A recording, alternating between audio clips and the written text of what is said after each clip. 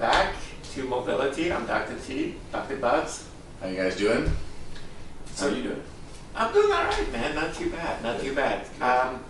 So Dr. Bubbs, you remember like last time we were talking about movement, and one of the key things is that our breathing pattern and our breathing mechanism, it is a movement, right?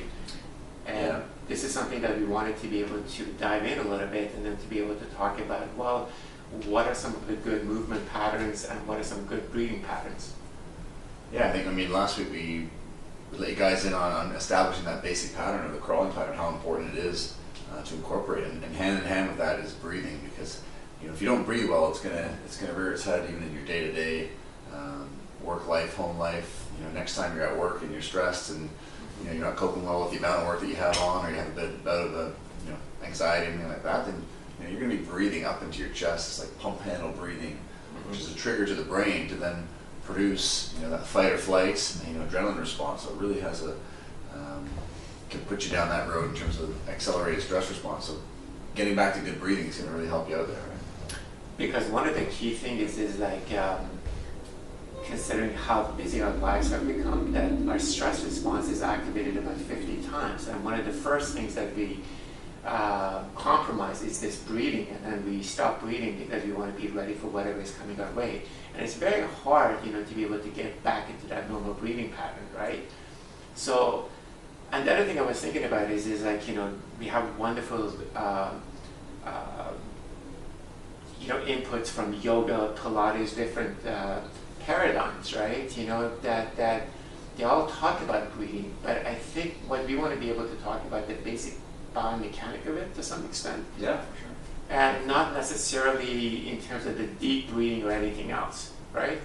Yeah, just breathing, quote unquote, normally. I mean, when you go to bed at night, you probably breathe a different way than you do when you're awake all day. Yeah. And that when you're breathing at night in bed, when you're asleep, is actually the way that we want you to breathe during the day. So it's amazing how just being awake and being in that go, go, go mode actually alters the normal pattern, right? So we just want to get back to that normal pattern. So you're going to show us well, I mean, I'm going to tell you what my version is and what my biases are, and I'm going to tell you why.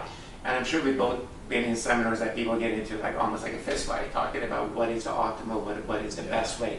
So I'm not going to approach it this way, but I'm going to tell you what I like.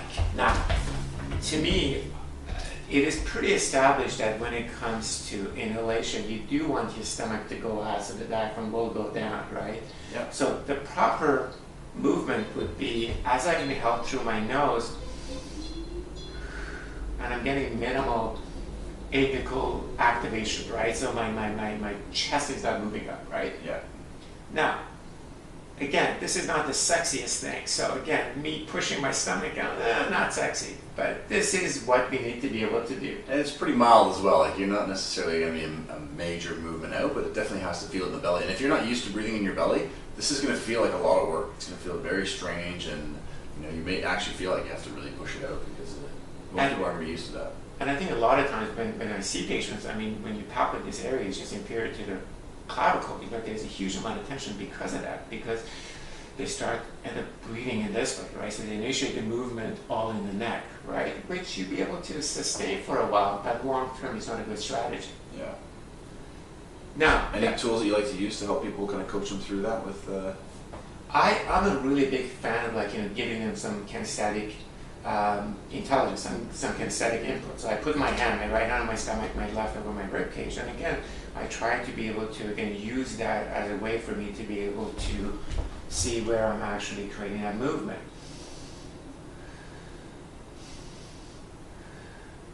It's just as easy as that. You can do that at home. You can do it at work. I'd say even sometimes it's nice for people to lie down on the ground, so you're not even moving in space. You're just you can then really feel. You might even want to put something a little bit weighted on the belly, even more than the hand for some people. But it seems so basic and so simple. Yet, that type of breathing is going to activate the vagus nerve in the brain, which is the nerve that helps to relax, to get you out of that fight or flight mode. And if you are somebody who, the wheels get turning, life gets busy, you're at work, lots of different tasks in the mind, it really becomes important. It's almost like letting the air out of the balloon. It'll really help to kind of take that edge off.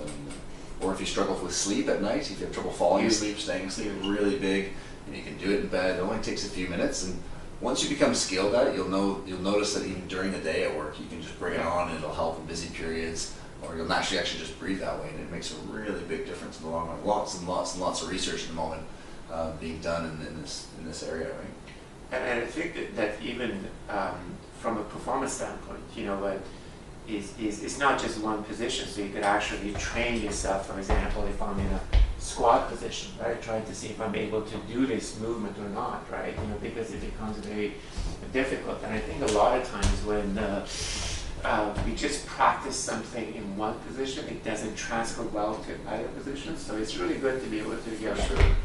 I think that's where the conversation can get a little bit more complicated, because in terms of performance side of things, again, like you said, you're going to get some different takes on how they want you to breathe and stuff. So I think that's great for even down the road. We can talk about some of those different strategies. I think for most people, it just has a place to get started. I think just what you said there, kind of the hand on the chest, hand on the belly, get some breath work in. I mean, it's like you program it in almost like you would some exercise or something. If you're getting to the gym, or even with yoga classes. I mean, here in Toronto, we have the most yoga classes apparently anywhere in the world. Really? Seriously? I did not know that. More than anywhere in the world. And a lot of times, yoga classes, we're not even doing that much breath work. I mean, you got to get, and that's the foundation really. So you got to be thinking about, whether it's at the start or the end, getting that in.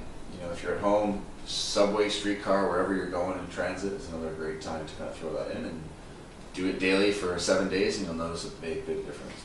Yeah, and we need that constant input, and I think that we have a lot of triggers that takes us back to those old habits.